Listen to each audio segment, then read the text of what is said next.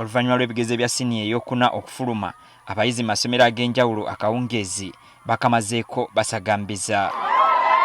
Ku ssomero lya Nkowe High School mu disitulikiti y'e Wakiso baatuuza abayizi 140 nga bonna bayitidde waggulu era abasomesa tubasanze bali mu kusagambiza. Bano beegattiddwako abayizi ne babinuka masejjere. Tubaza abazadde baffe, tubaza abayizi baffe, kusingira ddala n'abasomesa baffe abataddeyo buli kimu ne tufuna performance eno esinze actually ku ya last year. Tuyambyeko okubanga tuyita obulungi abasomesa baffe bafaayo bannaye batukoledde omulimu gw'amaanyi.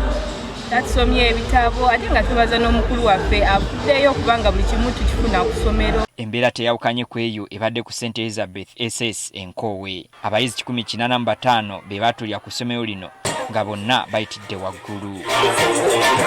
Bano batubuulidde ekyabaviiriddeko okukola obulungi. Scoring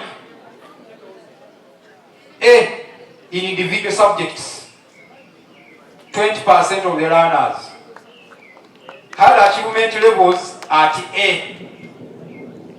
Then we had 70% of the learners scoring under achievement levels B. Wano mu Nkowe okuyita kw'abaana tegakyali mawulire, y'enkola yaffe. Buli mwaka ogujja tweyongera okukola obulungi era omwaka guno abaana baffe abasinga obungi bayitidde mu division gye muyita A oba ne B. Bwe tuvuddeeyo ne tugenda ku Vienna High School e Kabowa nga nayo tusanze basagambiza. Abayizi n'abasomesa batubuulidde lwaki bakoze bulungi. Twebaza omutonzi eyatusobozeseza Vienna High School okuyita naddala mu sciences. Ebimu ku byatuyambye okuyita new curriculum eno ffe buli wabadde omusomo nga abasomesa tugendayo ne tusobola okubeera nga buli akeetaagisa tukayina. Ate kati ku mulundi guno twongeddemu ebintu bingi, wifi kuyaba n'abakola research kiro na misana abakola consultation abasomesa abalungi weebali. Ate ku mulundi guno kijja kusuka n'okusinga bwetusuubira banage mutongera abaana. Tutuuseeko ku Gango High School mu ggombolola y'e Masajja nga neeno nayo libadde essanyu jjereere. Abakulira essomero lino batutegeezezza ng'enkwatagana wakati waabwe n'abazadde bwe kibayambyeko okuyitira waggulu. Tuli basanyufu nnyo olwa performance eno yavuddeyo era ntuuse okwebaza kwange eri abayizi n'abasomesa abatuyambyeko kino okutuukirira. Twebaza abakulembeze b'ekitundu okubeera nga kuva ku LCs, police kubanga badde bakolera wamu n'essomero kubanga abaana bano tubagulumingira wamu. Era twebaza Katonda olw'ekyo. Tusuubiza nti mu myaka egiddako tugenda tuka nga tuvuganya ku scale ya ggwanga lyonna.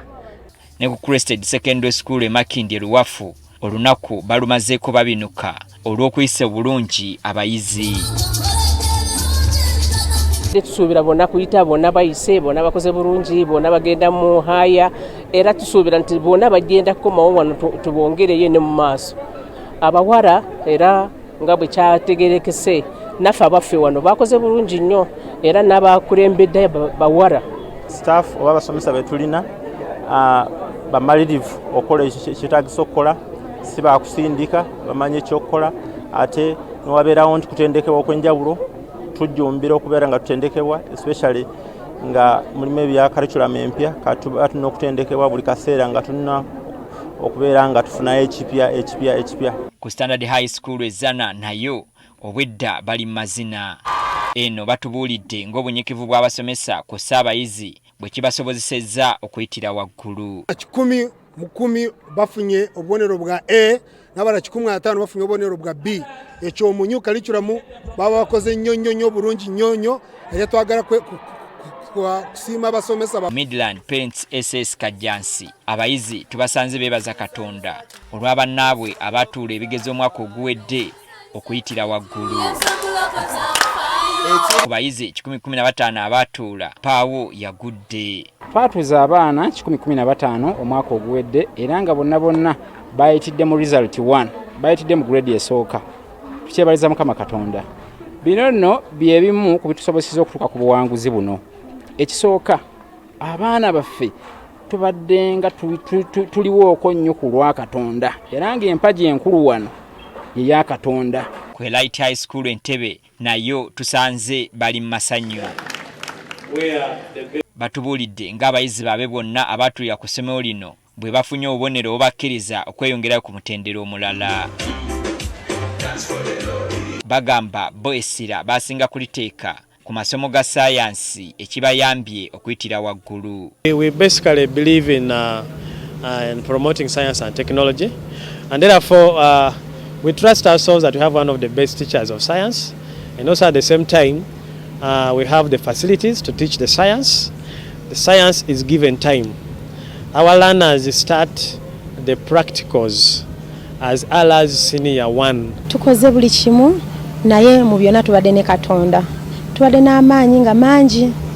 Tusomye abasomesa abatusomesezza, teaching staff ne non-teaching bonna tukoledde wamu okulaba nga tufuna results ennungi. Abaana baffe babadde baagala okuyita. Ne ku Pride College School Mpigi abayizi tusanze bali masanyu. Eno batuuza abayizi 184 naye bonna bayitidde waggulu. Aza Mukama asobozezza okuyita nefuna ennya ne B6 era nebaza bazadde bange okumpeerera obulungi okubasinga wano paka kati. N'okusingira ddala bangi bayise nnyo sciences era tugenda kuzibawa bazikole, n'abatono abaagala arts era nabo tujja kuzibawa kuba amasomo gonna tugasomesa. Mu bitundu by'eggwanga eby'enjawulo abayizi n'amasomero agakoze obulungi gakyagenda mu maaso n'okusagambiza.